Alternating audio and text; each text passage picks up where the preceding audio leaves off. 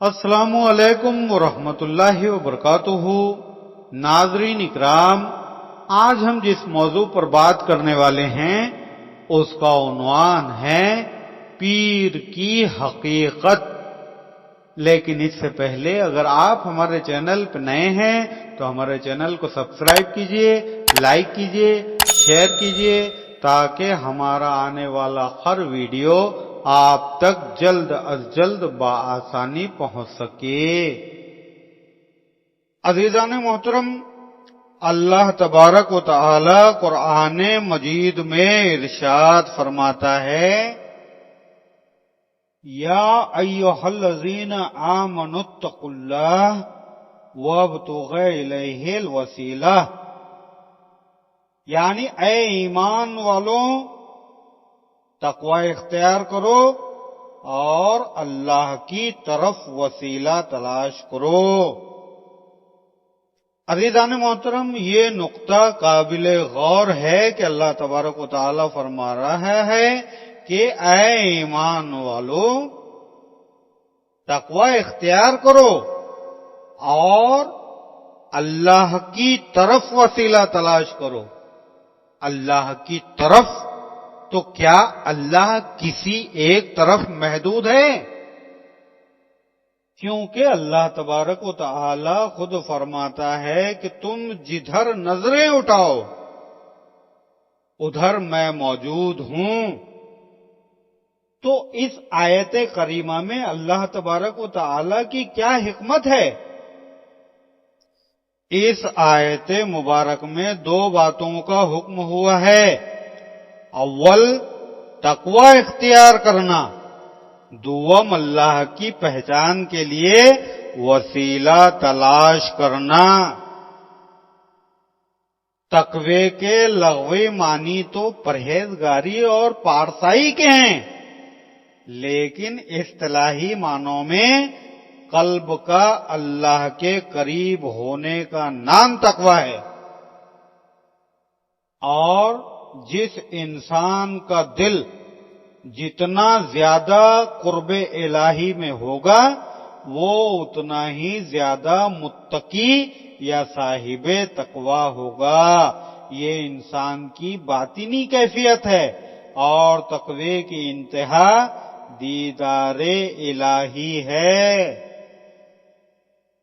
اس کی تصدیق اس حدیث مبارکہ سے بھی ہوتی ہے کہ ایک مرتبہ حضرت محمد صلی اللہ تعالی علیہ وسلم سے تقوی کے بارے میں پوچھا گیا تو آپ صلی اللہ تعالی علیہ وسلم نے دل کی طرف انگلی سے اشارہ کرتے ہوئے فرمایا، تقوی یہاں ہوتا ہے۔ وسیلے کے لغوی معنی واضح راستہ اور ایسا ذریعہ ہے جو منزل مقصود تک پہنچا دے۔ شرعی اصطلاح میں وسیلہ یہ ہے کہ اللہ تبارک و تعالی کا قرب حاصل کرنے کے لیے کسی ایسی ہستی کو وسیلہ بنایا جائے جو اللہ تبارک و تعالی کے نزدیک محبوب اور پسندیدہ ہو۔ جس نے راہ سلوک طے کیا ہو اور اس راستے کے نشیب و فراز سے واقف ہو۔ تصوف میں اس سے مراد مرشد، ہادی، شیخ یا پیر ہے جو خود شناسائے راہ ہو اور راہ فقر کی منزلیں طے کرتا ہوا حریم قدس تک پہنچ چکا ہو اور اس قابل ہو کہ امت کے ناقص و خام عوام کی رہنمائی کر سکے اور اپنی روحانیت قیادت میں انہیں شیطانی وسوسوں اور خطرات اور نفس کی تباہ کاریوں سے بچا سکے، اور صرف نہ بچا سکے بلکہ بچا کر آگے لے جا سکے۔ اس صورت میں آیت کریمہ کا مطلب یہ ہوگا، اے لوگو، کسی ہادی کامل یعنی مرشد کامل کی تلاش کرو تاکہ رب تک پہنچ سکو۔ بعض لوگ لفظ وسیلہ سے مراد ایمان لیتے ہیں، لیکن یا ایھا الذین آمنوا کا خطاب ہی ان لوگوں سے کیا گیا ہے جو ایمان لا چکے ہیں، اس لیے یہاں ایمان تلاش کرنے کا سوال ہی پیدا نہیں ہوتا۔ اس لیے یہ رائے کہ وسیلے سے مراد ایمان ہے، یہ درست نہیں ہے۔ خیال رہے کہ آج تک کسی ولی کامل کو ولایت، معرفت الہی اور مشاہدہ حق بغیر مرشد کامل کے تربیت کے حاصل نہیں ہوا۔ امام غزالی رحمۃ اللہ علیہ آپ فرماتے ہیں کہ میں نے درس و تدریس کا سلسلہ چھوڑ کر حضرت یوسف نجاز کی قربت اور غلامی میں آنا پڑا مجھے، تب میں نے روحانیت کے علم کو جانا۔ مولانا جلال الدین رومی اگر شمس تبریز رحمۃ اللہ علیہ کی غلامی اختیار نہ کرتے تو انہیں ہرگز یہ مقام نہ ملتا، جیسے کہ علامہ اقبال کو اگر مولانا روم سے روحانی فیض نہ ملتا تو وہ گل و بلبل کی شاعری میں ہی الجھ کر رہ جاتے۔ اس طرح کی سینکڑوں مثالیں موجود ہیں، لیکن مختصر یہ کہ فقر و طریقت کی تاریخ میں آج تک کوئی بھی مرشد کی رہنمائی اور بیعت کے بغیر اللہ تبارک و تعالی تک نہیں پہنچ سکا۔ یہ احادیث کریمہ جو ہم سنانے والے ہیں، ان میں بھی دعوت فکر ہے اور مرشد کی تلاش کا حکم ہے۔ سرکار دو عالم صلی اللہ تعالی علیہ وسلم فرماتے ہیں، الرفیق ثم الطریق، جس کا ترجمہ ہے پہلے رفیق تلاش کرو پھر راستہ چلو۔ دوسری حدیث شریف، لا دین لمن لا شیخ لہ، اس شخص کا دین ہی نہیں جس کا شیخ یعنی مرشد نہیں۔ تیسری حدیث شریف، من لا شیخ یتخذہ الشیطان، ترجمہ جس کا مرشد نہیں اس کا مرشد شیطان ہے۔ سرکار دو عالم صلی اللہ تعالی علیہ وسلم کی یہ حدیث بھی ملاحظہ فرمائیں، من مات ولیس فی عنقہ بیعۃ مات میت جاہلیہ، یعنی جو شخص اس حالت میں مرا کہ اس کی گردن میں کسی مرشد کامل کی بیعت نہیں، وہ جہالت کی موت مرا۔ سرکار دو عالم صلی اللہ تعالی علیہ وسلم فرماتے ہیں کہ الشیخ فی قومہ کانبی فی امتہ، یعنی شیخ یعنی مرشد کامل اپنی قوم یعنی مریدوں میں ایسے ہوتا ہے جیسے کہ ایک نبی اپنی امت میں۔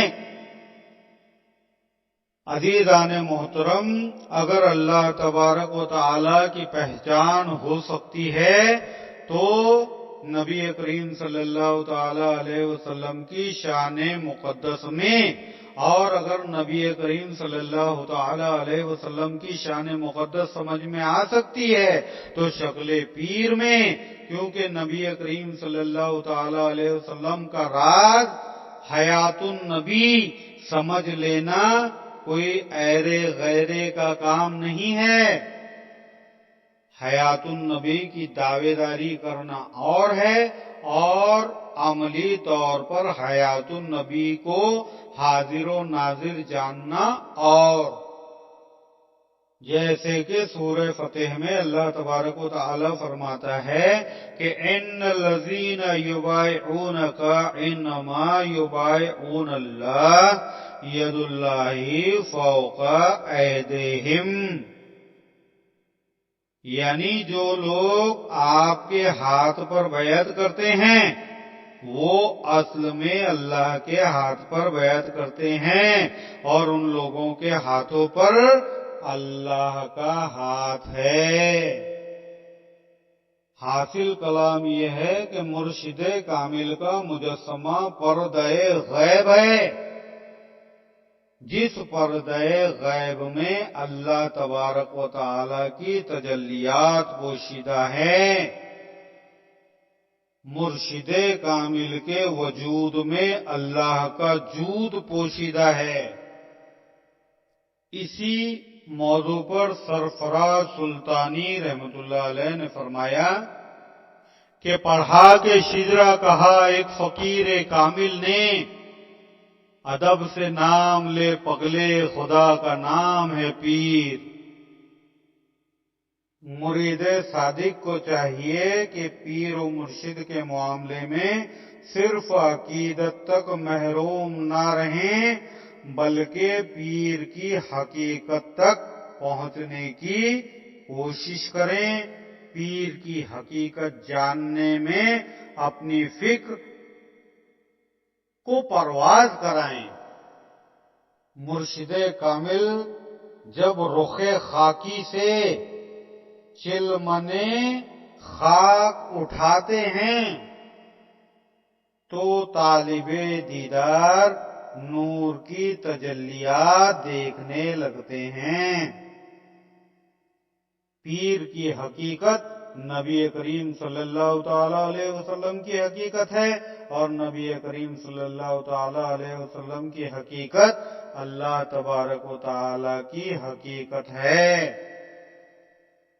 رفتہ رفتہ کوششوں کے بعد نسبت یہ دن بھی دکھاتی ہے کہ مرید کے وجود میں پیر کا جود ضم ہو جاتا ہے، مرید کے نقشے میں پیر کا جلوہ سما جاتا ہے، اور میں تو کی تشخیص یعنی میں تو کا فرق ختم ہو جاتا ہے۔ پھر مرید صادق کے سر پر جنون عشق سوار ہوتا ہے، اور پھر وہ یہ نعرہ لگانے لگتا ہے کہ عشق میں نقطہ لا کو پانا سب کے بس کی بات نہیں، لام الف میں میم دکھانا سب کے بس کی بات نہیں، میں ہی مرید ہوں، میں ہی مرشد، میں ہی اللہ، میں ہی رسول، جام انالحق پی کے پچانا سب کے بس کی بات نہیں۔ یہ ہمارے چار مصرے مصباح حقیقت ہے، حقیقت کا چراغ ہے۔ مولا کریم ہر مرید کو اپنے پیر کی حقیقی معرفت نصیب فرمائیں، اور ہر مرید کو احکام پیر پر چلنے کی توفیق عطا فرمائیں۔ آمین ثم آمین۔